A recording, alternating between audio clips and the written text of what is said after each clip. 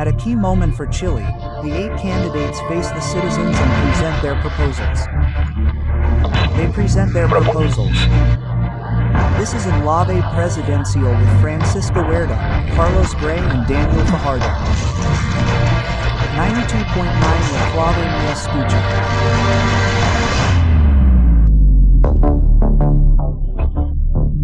On 92.9 we are in Presidential Key with of course getting to know the voices of the candidates for the ballot next November. Daniel Fajardo, our colleague from Clave Moors, joins us now. Daniel, how are you? How are you? Good, thanks again. And our second guest in this round of interviews is candidate Marco Enríquez-Ominami. Welcome, Marco. How are you? Good morning. How is Marco? Good. Greetings to the 3 of you. There. Are 3 of us? Yes. Just like last night in the debate. 3 journalists, indeed. Oh, right. Yes. We. We'll try to be just as few protagonists as there were in the debate. Did you like the format of the debate? Yes, I liked it. I found it. Yes, I know it. I liked it. I didn't think it was a bad format. I found the idea that one had topics and could participate original. Yes, I found it interesting. A good amount of time, there were a lot of us. Yes, and I think we were all there. I don't think anyone had anything left to do. He had plenty of time left. I say this without malice, but it's a fact. Harold Nichols had plenty of time left. Of course, he had plenty of time. So I don't think anyone could say that they were short of seconds. There was no one protesting that they were short of seconds. It was part of his strategy to wait until the end for some questions. Of course, I was evaluating it. I also said it. I said it in a sweet but sincere way, and I wanted these debates. I had been asking for them for a long time.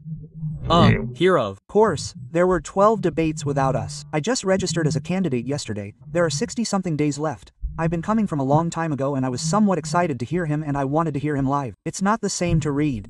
Someone is to hear them live, and I wanted to hear from the government candidate.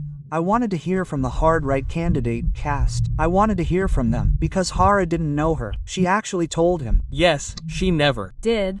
Yes, a funny bit of irony from her that of course she had watched my debates. I suppose she voted for me. She didn't vote. If I follow her idea, I can't imagine she voted for anyone else in the previous elections. I think she forgot to say that because she might have voted for Frey as a candidate and who knows who is a candidate, and she feels that she took advantage of her time because you, of course, said, well, all the candidates have had space in the debates, right? They had several more debates with industry unions. I don't know, and you hadn't been there. You feel that you took advantage of those minutes.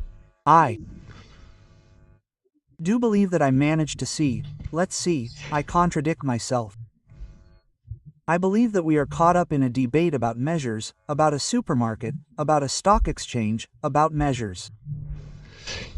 One candidate proposes a prison in the desert and the other responds with a prison on a ship, and others tell you that you have to solve this or that problem with measures. But there is a problem of strategic vision. Here we are going to discuss this. I maintain that Chile has exhausted itself in its economic model and that we are going against the grain of the planet and that we are doing exactly the opposite of what the world is doing, the developed world, and that we are not realizing that we are not taking into account the impact of climate change, artificial intelligence, robotization, and Chile's vulnerability in economic matters. So, everything that was said yesterday had a certain claustrophobic quality to it because these were people who were afraid of the world, and the world is telling us, Chile, the wave that helped you is over. The wave of your export model, the wave of financial dependence, finally. The world is telling you, no, now I'm going to charge you tariffs, I'm going to reindustrialize. Europe is telling you, no, I have much less interest in Chile because I want to produce my own things. So, it gave me a bit of an impression, and I said it with irony, but I say it more, I don't know how to say it now, in a different way, because Jurassic Park, because they were all super proposals from the past, that is, one that defends a disastrous balance, Janet Hara, a disastrous government, and a hard right that seems not to have known, does not know the world. Everything they say makes no sense, and I'll go through them one by one. On security, on the economy, it doesn't make sense. It doesn't make sense. It's not even economically sustainable. One of them says, I'm going to throw out 10,000 cronies and I'm going to manage to discount $6 billion. It's 2 and a bit of GDP, just a joke. And the joke question is, did Jose Antonio Casco know that when he's president he doesn't appoint 10,000 cronies? That's why I teased him. I said, I'm going to throw in 50,000 since we're already here. Of course I hate it. Of course I also get on board with the no cronies, but count. So I think that the debate, I perhaps missed more time to explain, and maybe we can do it here. My hypothesis is that if we don't ask the right questions, the right diagnosis, We don't get the right answers. He constantly raised the figure for Jose Antonio Casco when he talks to him about his program. He gives it to him and even asked him for up to 3 programs, and he talked about his program last night as a candidate because he said that on September 22nd he's going to publicly present his government program. Why that day? What's behind that strategy? And we also want to know how many pages that program has. Give us a little more details. 73 pages. It has at least 5 dimensions. Health, education, pensions, economy. I'm going to forget something. I'm going to forget something. A chapter on pensions, then, specifically. Okay. Yes. Now let me answer you in the most constructive way possible.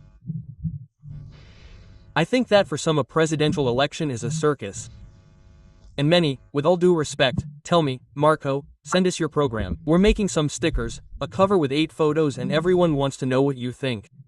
So, in security, in fishing, in salmon, and it's the need that some have to feed their media with 8 photos of us, and they send you 5 questions, 3 questions, 1 question.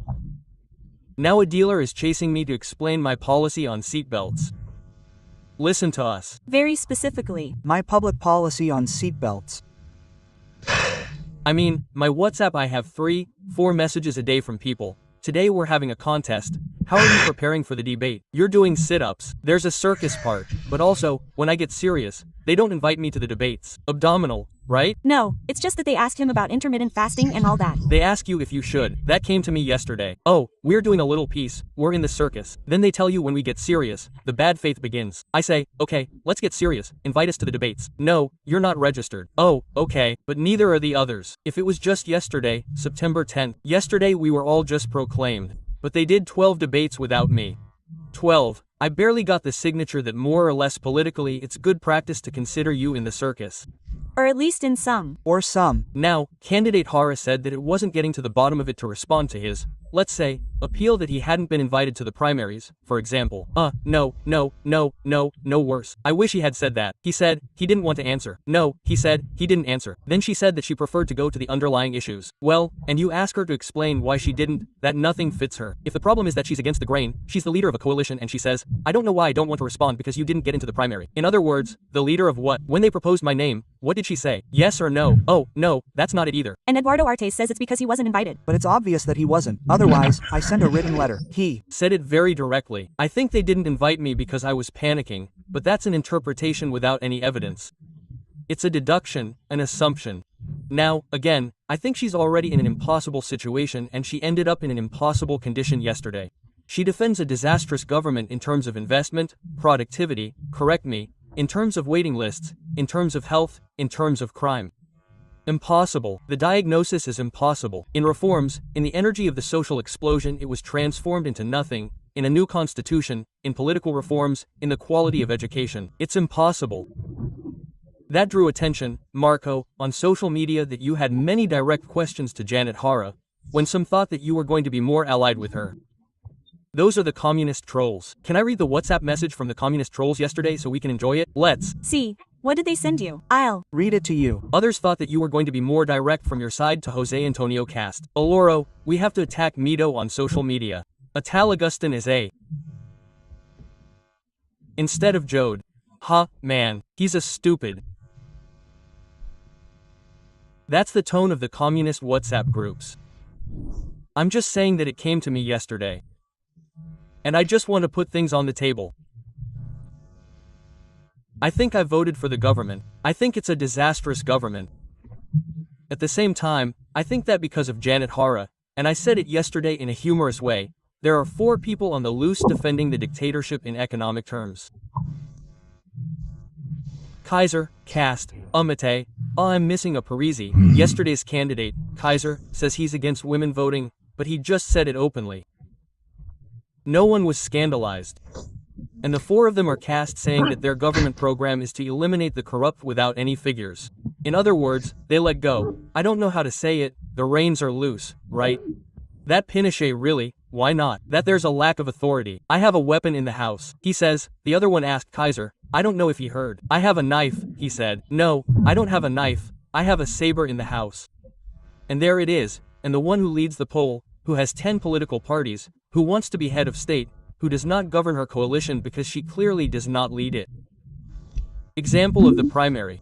Yesterday she was silent, she does not answer the right when they ask her. She says, I do not answer you either, or anyone. In other words, the right has already pushed the fence to such a level that we are discussing their field. The entire agenda is theirs. The entire agenda. Security, economies, as they say, we have to shrink the state. It does not confront them. When I want to give a piece of information, it is not true that the state of Chile, is it not true that the state of Chile is enormous? Let me explain something. Chile joined the Club of Developed Countries, the OECD, which are countries, a decision that not all countries make. The OECD sets conditions. Chile did, Argentina did not. Chile joined. And what did we learn? In 2010, the curse of the 3/3. I'll explain it to you quickly. In 2010, we learned that Chile had a state that was 1/3 smaller than the OECD countries we admire. In terms of tax collection, it was 1/3 smaller, and in terms of civil servants, it was 10% smaller. In terms of a stable middle class, it was 1/3 smaller. That's a lie.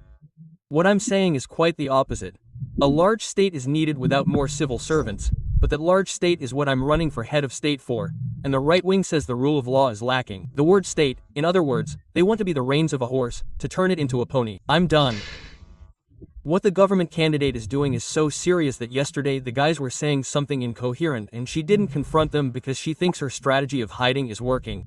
The 4 right-wing candidates said that the state would be reduced, but all their speeches, listen carefully, were about more state. All of them. In health, an agency needs to be created. In security, an agency needs to be created. Control the border, the entire state. In other words, it's a lie. In other words, they say, the state needs to be reduced. However, they either live off the state or finance their campaigns with state money from political parties, or they run candidates for deputies clearly to raise money, or, even worse, they themselves, on the issues they raise, require more state on the waiting list.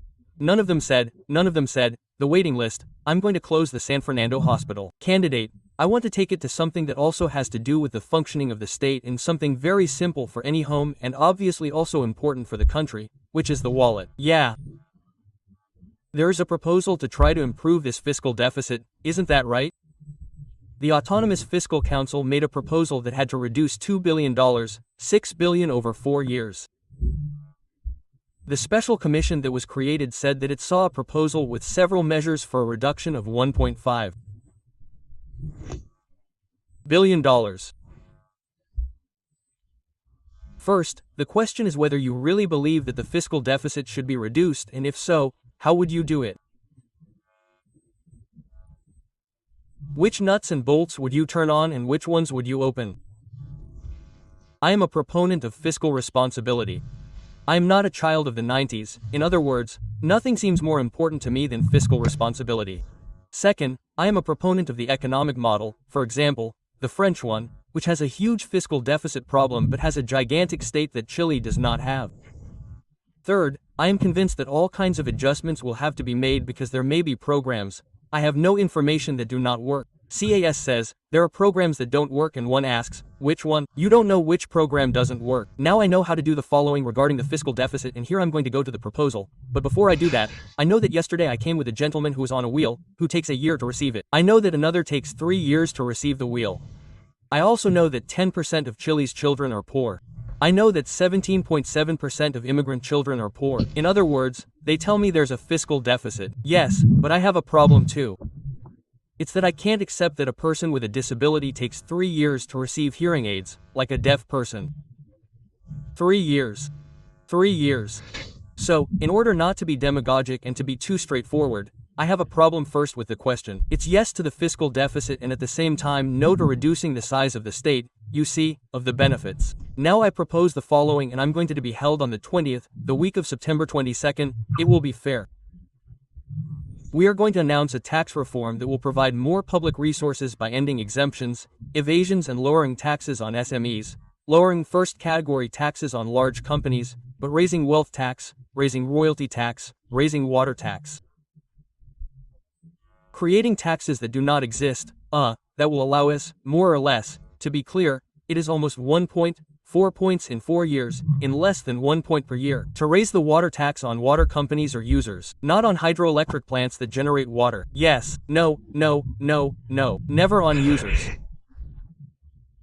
And I would like to tell you that there are things that I am going to advance in tax matters, which involves collecting more for a public works plan of approximately $21,000 million, with a private employment plan with public subsidies, and I will keep an eye on the fixed deficit, but also to public debt as long as it doesn't cross the A line.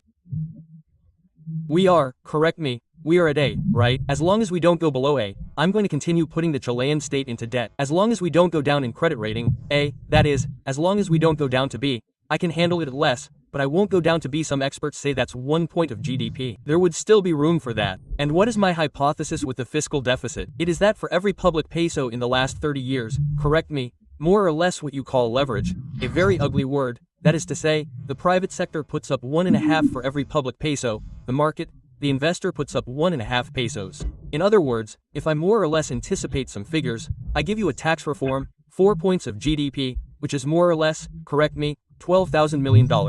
I'm going to leverage $18,000 million, more or less. It means that in 4 years my program should be able to activate public effort, private effort, $30,000 million. 1 part public works, renewable energy, steel, new technologies, and 1 part employment.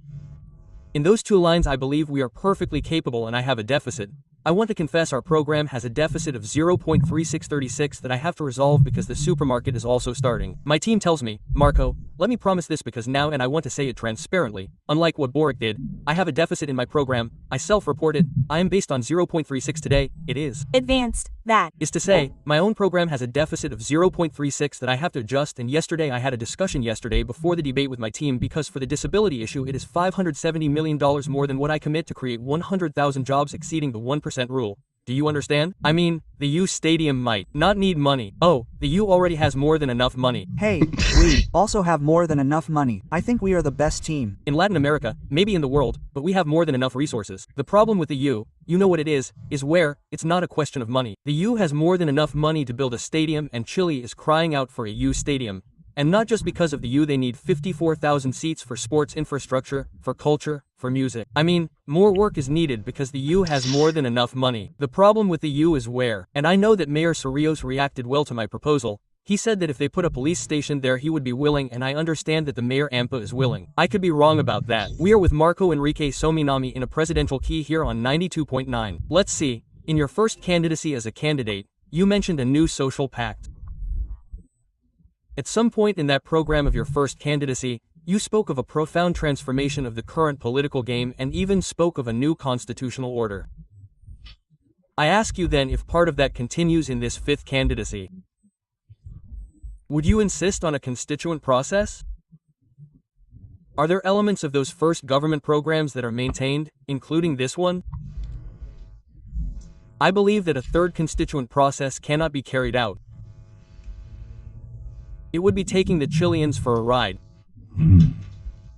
The spree of Matei Boric and Haro with the 2 constitutional processes cost approximately 150,000 million pesos. Just one piece of information, 1,500,000 million pesos is approximately equivalent to the entire public works plan for the poorest region of Chile. In other words, these political classes blew all the public works in Nubel, all of them. Rural agapoteria, everything, because they squandered it. Someone will say, it doesn't matter, democracy has a cost. Yes, that's true, but we won't get anything done, we'll end up where we are. So, what do I propose? I wrote it in a book. I chaired a committee in the Chamber of Deputies that the UDI voted in favor of the RN, capable of reaching an agreement. The cartoon shows that an agreement won't be reached, but it will be reached. I had the right to approve a committee that said that Chapter 15, the constitutional chapter on power, which is participatory democracy, presidentialism, must be reformed. And I want to give, for example, an example of a reform that I would like to make, not a new constitution. On November 16th, we are going to repeat a historical mistake in Chile, which has had 4 governments, which is that on the same day, Chile has double legitimacy. You elect who goes to the 2nd round and you elect Congress on the same day. And what has happened? In the last 4 governments, the people elected a president of one party and a parliament of the other party. And so, 4 governments in a row, what you had was a wave of the hand because I think we are in a tie, a deadlock. What do smart countries do in this matter? They delay, postpone legislative elections by a week, a month, 3 months, 6 months so that the president or prime minister, depending on the system, when he wins, has a parliament that is his. And when things go badly for him, the parliament votes for him and there is a change of government, not a change of head of state. I wrote a book about this, I chaired a committee in 2009, the Audi was voted on, the UDI is with Mate, he is in trouble because his party voted for this. So, what I would like to say is that I am in favor of political reforms and I am not in favor of a third constituent process. To your question, someday, in 30 years, we will hold a constituent process, but today it is irresponsible. And that is their proposal. Candidate, regarding last night's debate, also regarding different points that caught attention, Janet Hara implied that you are the ones who are sponsoring it. She said so and that you are financing it. No, she didn't say it to me, she said it in general. I think she was addressing me, but she said it to everyone. Okay, and how can you respond? Because later there were more questions about that. Right? It was a delight that a lobbyist came to the house without declaring her meeting with the businessmen. She was the one who was secretly there. And regarding the direct question, I want to remind you, but the question wasn't asked to me. If I don't take responsibility, are you asking it to me or is she? She didn't ask it to me. No, but I'll take this opportunity to ask you. Yours. What is your question? If you are sponsoring it and if it has any financing, as she implied. And as you say in general, but if you ask her that question. No, but you are accusing me of a crime. No. Okay, it's a general question. It's not a slightly malicious question. No. No, I have no connection. I'm the most scrutinized politician in the political class in Chile. 28 prosecutors opened all my accounts, all my emails. Do you think that in the 11 years they've been pursuing me, if they hadn't found something, they would have convicted me? No one has ever convicted me, because there's nothing, but they pursued me. No, what I do ask Hara is to explain to us about the meeting with Salaket where you saw him say, businessmen aren't fighting, because a lobbyist from all over the country met secretly at the house of an undeclared lobbyist in order to negotiate a reform in favor of businessmen behind the backs of Chileans. That's my question for her. I'm going to ask her directly. Unlike her, she made it general. She didn't do it cowardly. As I passed by, I looked at her and said, get lost. I don't know. He didn't even have the courage to do that. Now, the candidate on the network and in general the comment was that you finally, pointed directly at Janet Hara throughout the debate, joining the other voices that were all against Janet Hara. There is a special predisposition there, specifically to go against Janet Hara, regarding, for example, what is happening with the opposition, who ideologically and politically are effectively the truth, as you said. I saw exactly the opposite on social media. If I have the metrics, I saw the opposite, that I had fought very hard with Cast and with Mate. That is, I saw the opposite. I have seen other metrics. Yes, I saw other metrics. Of course, there are different perspectives. I didn't see the metrics that say that I saw the right wing outraged with me. Now, yes, not to evade the question, yes, I have a terrible opinion. Of what she has been dragging us down. For 4 months that she has been campaigning. What do we know 4 months later? Well, and you also called her a minister many times. Well, it was minister. Sure, but she's not anymore. But you mention her as a minister. But institutional respect is maintained. Now I have a question. Do they win the second round in any survey? Is there a survey that shows them winning? There are some that show them. In the second round, none. Bring it to me. None. In no survey does she win the second round. You're confusing the first round. There's no survey that shows her winning in the second round. None. Data 1, unless you've shown me otherwise, but I think I'm right. Unfortunately, I don't have them here. Indeed. There are none. Second. She doesn't stop the right either because they're unleashed and growing in the polls. The 4 writers add up to 65%. Writer 65 between 55 and 65. Third, what learned choice is there in your team? Because yesterday I saw in the command that brought an army of incompetents who led us to the biggest failure in history and without any self-criticism. The Constitution of 2022, nobody is self-critical. They have 2 terms, the Constituent Assembly, they don't do anything. The biggest ridiculous thing in history. We lost 62 to 38. We had 2/3. Oh, no crying because it's not like saying that we weren't the majority and the same people are Quiroga. Baradit. Basa, Mendaka, all those are the people who led 2022 and they all came clean. Beatriz Sanchez, who came to my house a week before the plebiscite, we said that we won by 10 points, that it was ready. She's a candidate for senator and not a single self-criticism, but nothing, everyone saying, hey, I want one more little tip, I'm going. But is anyone going to be held responsible for what happened in 2022?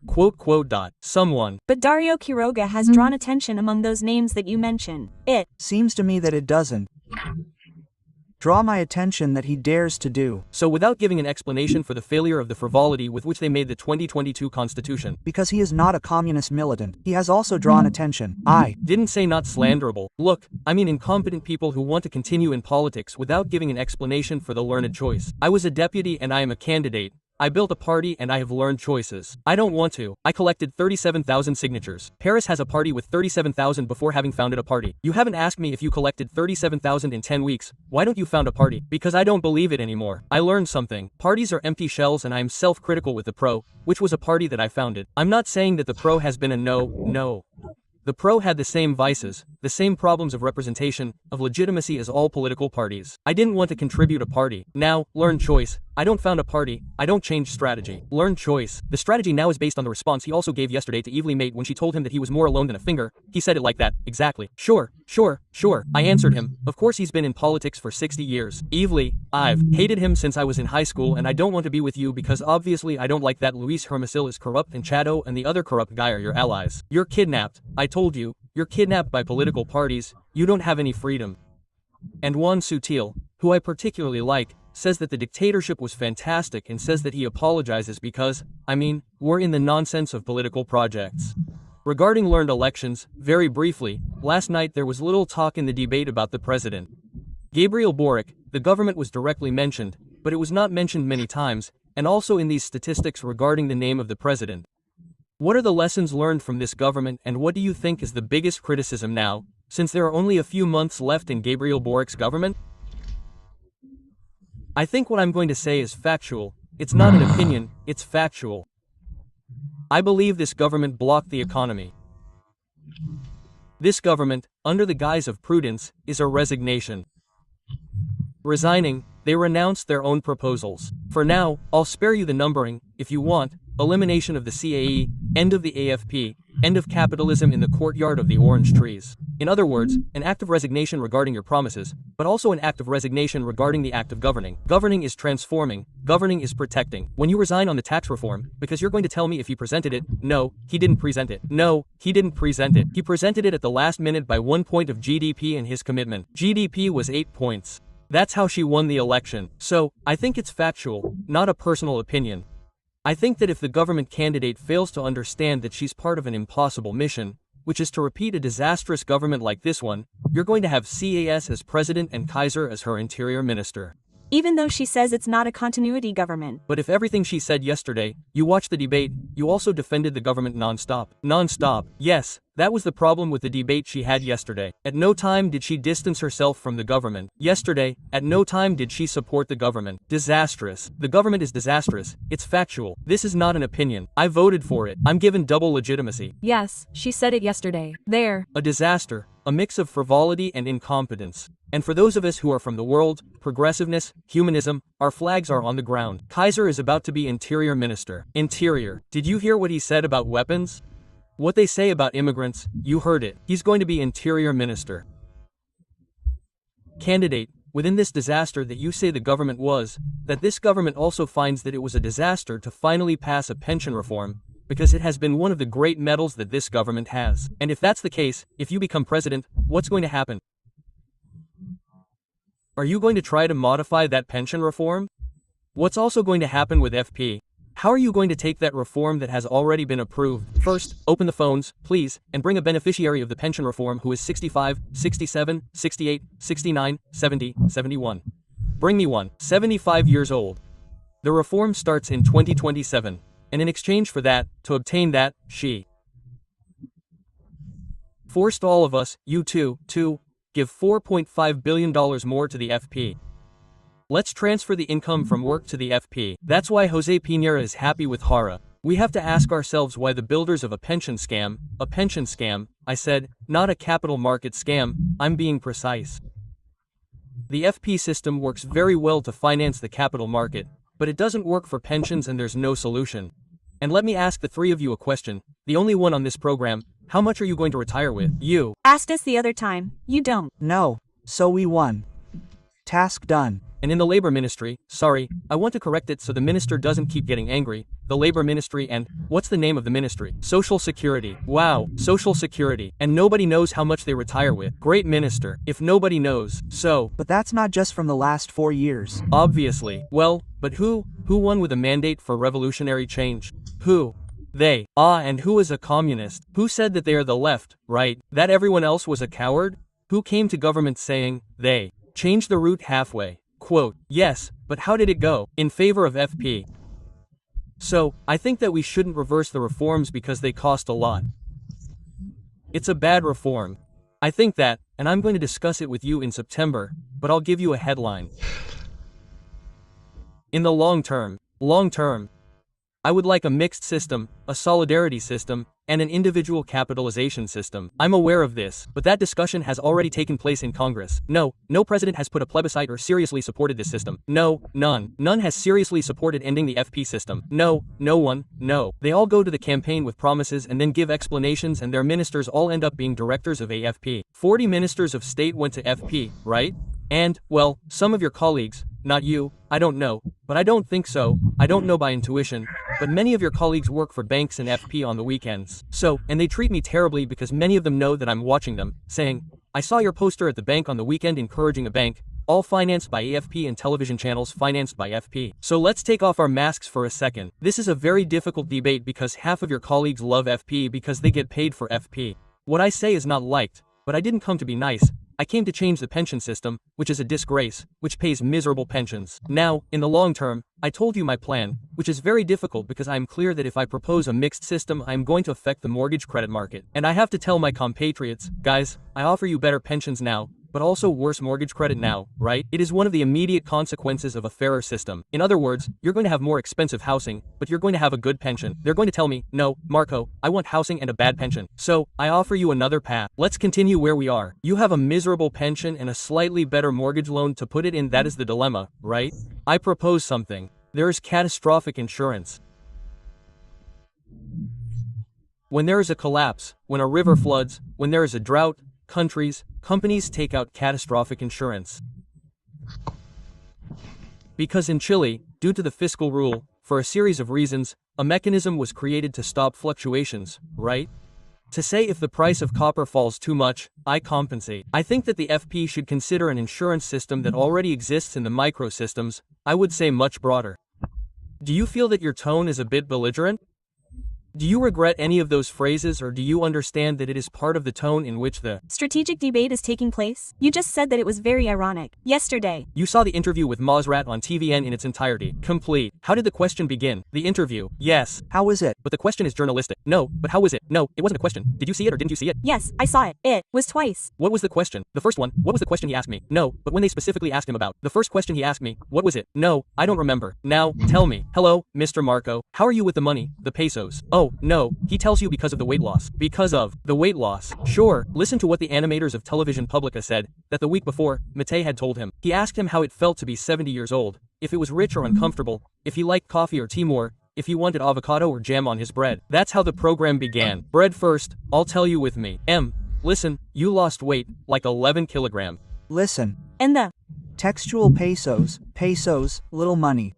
He has a problem with money. He likes little money. Wait, I look at him asking a question. A little bit about what happened with you just now. What is your question? Are you accusing me of a crime? Well, tell me that. You're calling me a thief. That's your interpretation, candidate.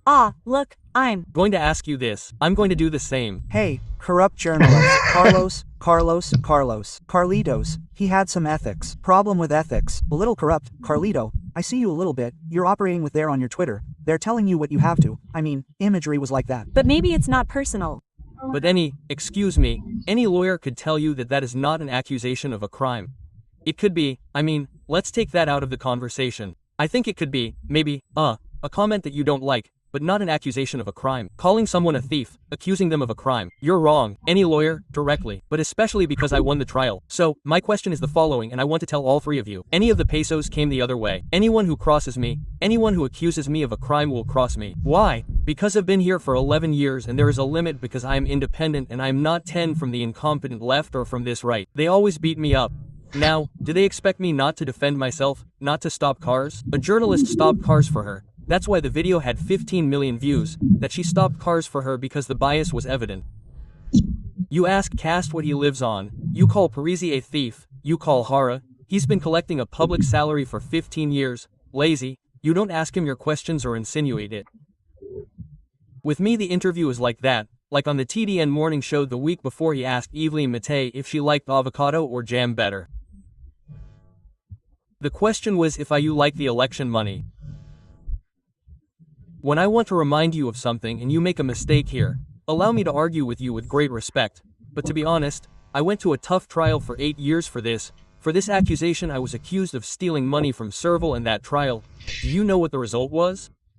8 years of bank accounts. Do you know what the result of the trial was? Do you know what it was? You are journalists. Yes. What it was? No, you were acquitted of that 3-0. Unanimously. But you know that for 8 years of my life I was interviewed in which they told me, while you are accused you have no legitimacy. I said, I am innocent. But wait, the trial cost 5 billion pesos. I have daughters. And I have a reputation and they destroyed it. Well, they succeeded because they are going to put me in jail. So there is no strategy. My thing is that anyone who accuses me of a crime will find me. So that background, a female candidate, a journalist, an adversary. The one who was Jose Antonio Cast yesterday apologized to me. I told him, Yes. Don't accuse me of a crime again.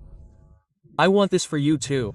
I want to answer your questions and I do not accuse you of crimes. I would not dare because I am starting from good faith because I trust this interview. I have no mistrust. I have no idea, and I truly mean it. Oh, no, here in particular I have no, truly, any mistrust of your double, nothing. I accepted. I do not know who the product was who wrote to me, not a single condition. I said, what time, where, here I am, I arrived on time. First time, besides, and I come. And I will return. I have no suspicions, mistrust, because the respect, I know this radio station, I've been with you, I look you in the eye, I see that you are people who have journalism, who have questions. Marcos, beyond that and this encounter with Montserrat Alvarez, don't you think that this particular campaign has an ironic tone? Or more ironic, do you say? Sure. Factual.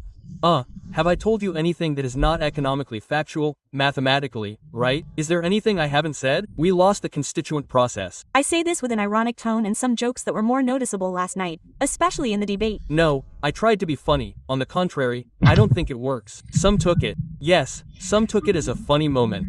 Candidate Hara said after an interview, but throw a good punch. She said later, why didn't she laugh with me? I think she's already in an impossible condition. It's factual. Look, it's factual. This is a disastrous government and she wants 4 more years. That's not going to happen. And I don't want Caesars from the interior of Chile. For me and for you. We already knew that this wasn't going to happen, but we have to go to a questionnaire with yes and no answers. That's all. Oh, it depends. The drop is very short. Okay, follow the format, just like in the debate. Go, go, go, go, go. No, there was no debate. Oh, yes there was. Yes, no, that seemed bad to me. Oh, let me say, I didn't find him cheating. Okay, well, we'll give Daniel a chance for a small drop. Go, go, jug. Simple, yes or no. We're not. Starting now, he ended up buying time. It's a hypothetical second round between Cast and Hara. Will you vote for one of them? Marco Enríquez-Ominami. Venezuela is a democracy, Marco. It's a system in intolerable crisis. It's a crisis, a failed state. Would you agree to limit or restrict the number of candidates? Presidential candidacies that a person can run for? Yes or no? No, I think the opposite. Yavel Mateas, 10 presidential candidacies. I congratulate her since today the school is a presidential candidate. The opposite. I think perseverance is a merit, not a demerit. Daniel, based on your previous answer that I gave you. So, vote null. Marco Enríquez-Ominami in the second round. Does it bother you that they throw in your face that you are the eternal candidate? No, it makes me laugh because you yourself are the eternal journalist, a program that does badly and well and you wake up every day happy and things go well and badly every day. You killed the program. No, but I say the same thing. They do well and badly, but not from persevering. He told her that she was bad, nothing more. Now he says that we are doing well and badly. I said something ironic that a radio colleague of yours did not understand the irony. I told Montserrat, I apologize for saying that I not having won 4 times because you lose all week, every day. I told him, ironically, no, that morning show is doing terribly. TVN is doing terribly. They owe 55 palos verdi. I don't know how much they owe 25 palos verdi. It's a disaster, a channel. Their hosts charge millions, which is public money now because it's ours. Not before, now it's all our money. I ask you to at least do your job. At least do your job well. TVN journalists, be neutral. If you're going to be political operatives, I'm going to report you. Regarding that, and I'll continue with my yes or no. Have you ever shopped at the Montserrat supermarket? Remember? No, I don't remember. Maybe yes, but no. Let's see. Independently I made a film called Montserrat Domesti, independently of the provincial elections that took place in the province of Buenos Aires on Monday, right? And the results. Let's put that aside. Argentina's inflation is slowing down, that's clear. Milei is doing a good job economically. No, I don't think so. He did something that makes sense, which is the economic adjustment. I don't agree, but it makes sense, but he's destroying and not building anything. He has no plan B because reducing the size of the state is one thing, and the question is, do you replace them? Why? I insist, the state is not involved in drug trafficking. I don't see a plan B in my law. I see the initial part, which is the one that is receiving some support, right? On the downside, due to some support, so as not to be unfair. 38% 40 was 50 before the corruption accusation. Let's say it's not at 10%, right? He's more popular than Boric, to be precise, but anyway, Cutting public spending doesn't replace anything, and I don't think you can. This is a fundamental issue. Large countries have large states. The United States, Germany, France have muscular states. It doesn't mean more states, more public servants. Is this the most difficult election for Chile that you have faced? For Chile, yes. What a good question. Yes. It is the most difficult for Chile. I think we are. For me, Kaiser, Minister of the Interior, worries me. I worry for you. I worry for myself too. And finally, I repeat, it was heard yesterday in the audio because I don't know if I didn't know if it was heard. He asked about weapons. Right? One says, I have a gun. He says, no, I only have a saber. He asks, what kind of weapons? And the other one was not heard. The saber was not heard. How delightful. I gave him a knife. I said, no, I have a knife. That is what is very interesting. What both of them are saying is what they are saying. They are saying what they are saying between the United States. That especially in the context that we are seeing. Hundreds of children murdered in schools. And that inner emptiness. Because that melon is evident that Cerchero cast. Last one. Elections are a lottery. They are not a rare moment in the country's history when you are there to hear different things, not the same old people. An election is a different, magical moment in which you have to choose where you want to go. Marco Enríquez-Ominami in this key questionnaire, which, in a yes-no format, had little, in fact, he did not pay much attention to us, but okay, that's fine. No, but at the beginning he answered with yes or no with support. We are going to have to perfect the format. Yes, our key questionnaire. Thank you very much, Marco, for being with us. Thank you, all three of you. Thank you.